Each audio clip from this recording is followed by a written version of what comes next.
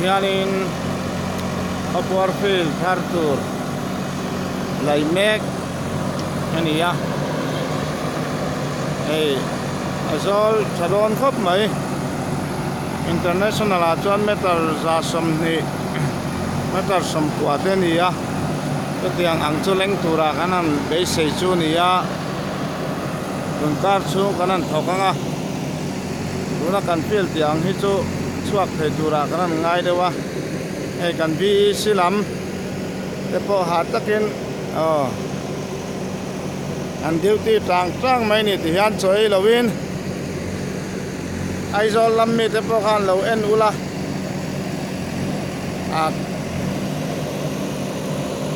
engemo turon pek angai na po turon kanin pezel don nia hei fil puitling kan nei thei melani kan ti chuan thei chuanin tukin atangin kan tana kar chung zong kan ti chuanin kan fil tiavel hi chu kan lai manang emo kan tia kan be se na ni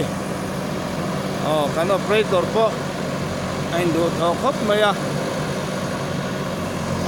ai he kan fil thar tur ani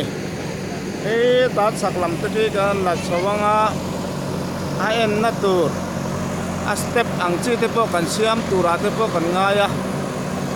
chuanin side drain te po ri hok luan kor te po thataka siam tum be se ni ya sumo mani chuanin to tiang te po chu kan ngai to zel tura te po ngai la